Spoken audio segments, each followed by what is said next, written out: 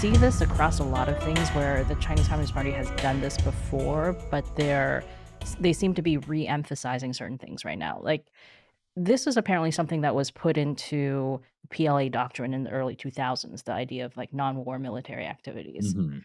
But Xi Jinping is re-emphasizing it now, right? Like, he's issuing this new thing about it, kind of emphasizing about how this is part of the doctrine of the PLA.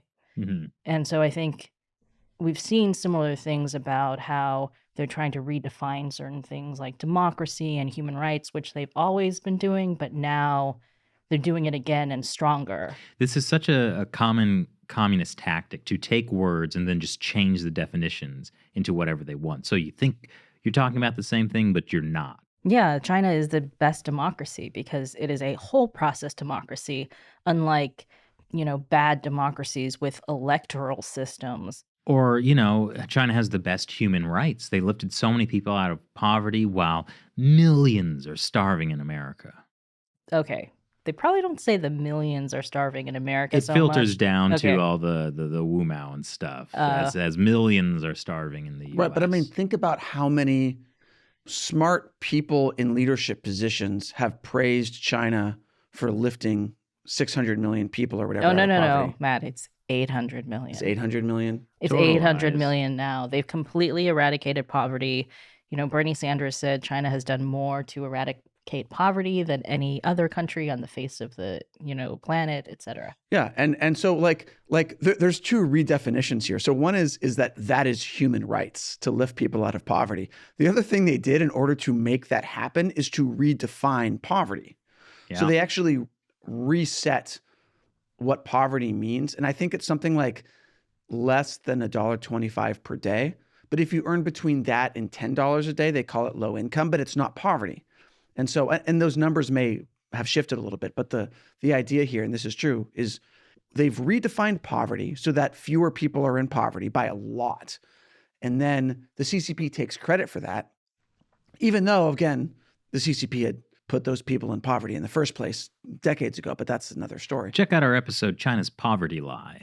Oh yeah, I remember that. It's like it's got the thumbnail of the kid smoking the cigarette. Oh, does it? Although that is several years old, so the numbers are a little out of date, but the idea is the same. But Right. yeah. You redefine poverty so that fewer people are in poverty. And then you redefine human rights so that lifting people out of poverty is a metric of human rights. Mhm. And therefore you have the best human rights. Like it's insane if you explain it, but if you don't explain it, it's like, wow, the Communist Party actually, there's a lot of great stuff in that system. Well, also, because then poverty elimination becomes this big thing that the government is pushing, then anything these local governments do that count as poverty elimination is things like, taking Tibetan herders, chasing them off their land, forcing them to go live in tiny apartments in the city.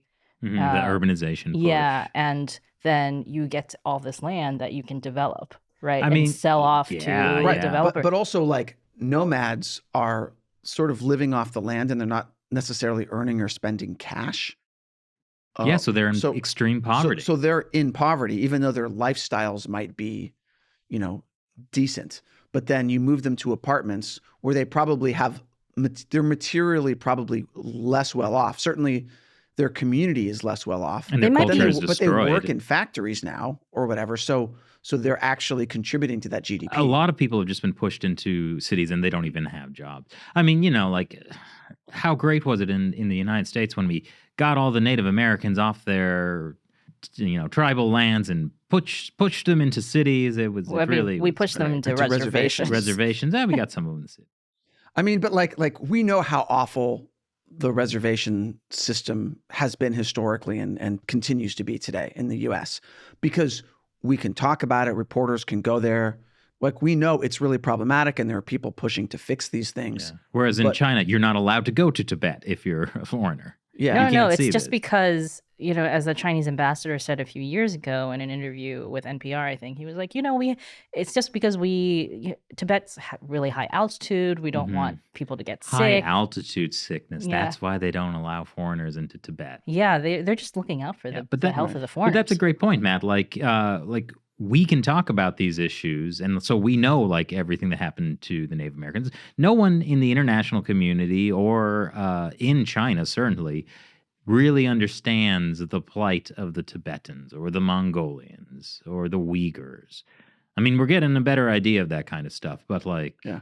I mean, I think the Uyghur situation is a little clearer in part because a number of media who have generally not done a great job of covering China have actually still done a pretty decent Well, job of covering the Uyghur stuff. just also it's also happening now versus like, you know, the Right. Tibetans, the Mongolians, the genocide mostly has already happened. Right. Yeah. I mean, like they're putting people in labor camps now. They're blindfolding them and carting them off on trains and buses now. We have the footage of it. So I think that's a big difference. And also like, you know, putting people into apartment buildings in Tibet, like it doesn't feel like Oh, well, they enough did of a way story. more than just that. I know, but I'm just saying, like, you know, there's no foot. You know, I remember like for looking at trying to find various footage to show in our China Uncensored episodes.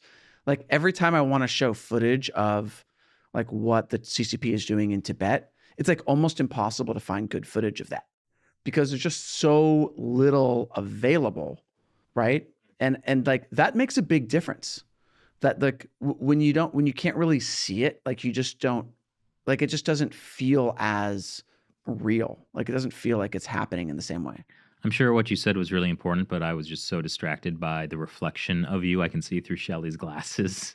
She's like, I see two Matts. I don't know which one to look at. They are very stylish glasses, Shelley. Yeah. You had a point, Shelley? yeah.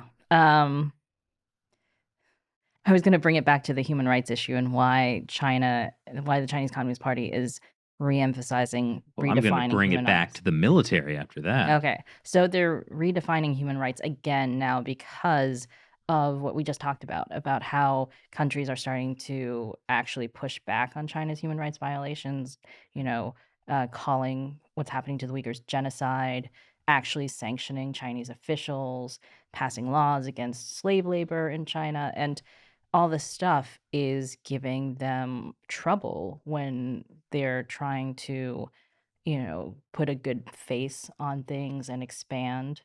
And so the Chinese Communist Party has decided, Xi Jinping just released a paper that he wrote for 就是 the Communist Party Theoretical Journal, about how it's time to win the human rights struggle against the West, basically. The human rights struggle. Yeah, no, like they're going to, it explicitly says things like how they need to, establish a Marxist framework for human rights, Marxist human rights, and how they need to both internally and externally educate the people inside China and the world about how great Marxist human rights are, Chinese Communist Party version of human rights, Mhm. and how they need to establish, academic institutions, put it in schools, basically like this giant propaganda push to say that China has the best human rights. And brainwash the rest of the world into viewing human rights the way the Chinese Communist Party wants. Yes. Marxist human rights. Yeah.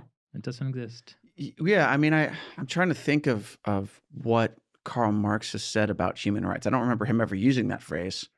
I mean, Marx talks about giving the workers control of the means of production, right? So maybe that's the closest that Karl Marx actually got to human rights, is having the workers in control. But that's not what the Chinese Communist Party wants. Well, There's a quote about Marx and Engels. There's part of it, because it's the theoretical journal, right? There's part of it that talks about Marx and Engels and what they said about human rights, but that's not really connected to what they want to do, right? well, it's because, in the West, we view human rights like freedom of belief, freedom of speech, these liberal rights that we have. The Chinese Communist Party and communism in general is fundamentally illiberal. You are not allowed to have a freedom of belief. You're not allowed to have freedom of speech because you say things or believe things that are not in line or with what the think party things, wants. honestly. Yeah. So they are creating a fundamentally illiberal human rights standard.